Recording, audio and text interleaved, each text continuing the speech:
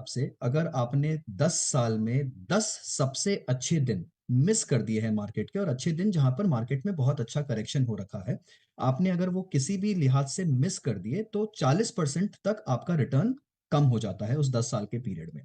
तो अक्सर मार्केट के करेक्शंस में डर कर जब जब निवेशक एसआईपी को बंद करते हैं, रिडीम करते हैं, तो उनके जो रिटर्न्स होते हैं उस पे बहुत बहुत ज्यादा असर पड़ता है। Point number 1। दूसरा पॉइंट, जैसा कि कीर्तन ने भी कहा, अगर आपने कुछ गोल या लक्ष्य तय कर रखे हैं और बीच में अगर आपने अपनी सिप को रोका या आपने अपने चलती हुई प्रक्रिया को बीच में पॉज किया, तो वो जो गोल है, वो लक्ष्य है, वो आप कभी हासिल नहीं कर पाएंगे, या फिर आपकी जो समय अवधि है वो बहुत ज्यादा बढ़ जाएगी।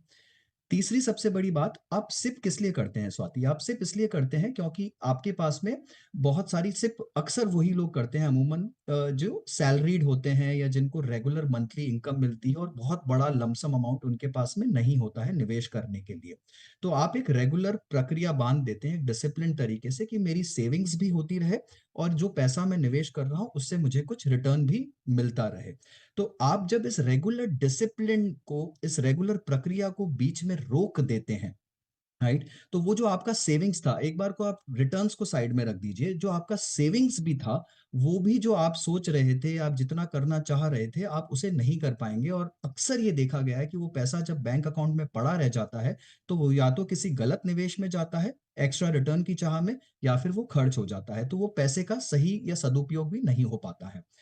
चौथी सबसे बड़ी बात, ये आप जब अपने किसी लक्ष्य को लेकर, एक फाइनेंशियल गोल को लेकर अपना एसेट एलोकेशन बनाकर जब आप सिप की प्रक्रिया को शुरू करते हैं स्वाति, तो उसमें जो सिप का फंडामेंटल कॉन्सेप्ट है वो ये है कि गिरते हुए मार्केट में आप ज्यादा यूनिट्स इकट्ठी करेंगे और बढ़ते हुए मार्केट में आपको अच्छा रिटर्न बनता रहेगा जो यूनिट्स आपने इकट्ठी की है। अगर आप गिरते हुए मार्केट में डर कर अपने सिप को रोक देंगे तो वो जो ज्यादा यूनिट्स अक्यूमुलेट होनी वाली थी वो कभी होंगी ही नहीं, और उसका जो बेनिफिट या जो कंपाउंडिंग जो आप बोल रही थी उसका जो बेनिफिट आना चाहिए वो आएगा ही नहीं, क्योंकि आपने अच्छे यूनिट्स इकट्ठे ही नहीं किए हैं। और आखिरी पॉइंट जो आपने जिससे शुरुआत की थी कि कंपाउंडिंग, अगर आप देखना चाहते हैं कि आपका पैसा दुगना तिगुना बढ़े और कंटिन्यूअसली आप वेल्थ को अक्यूमुलेट करें over a long period of time, चाहे वो रिटायरमेंट के लिए हो या किसी दूसरे लक्ष्य के लिए हो, तो एकमात्र तरीका यही है कि आप डिसिप्लिन तरीके से रेगुलर इन्वेस्टिंग करते रहें। इसमें आप कभी ये मत सोचिए कि आपको किस डेट को इन्वेस्ट करना है, किस दिन को इन्वेस्ट करना है, किस कैटेगरी में इन्वेस्ट करना है, किस फंड में इन्वेस्ट करना है।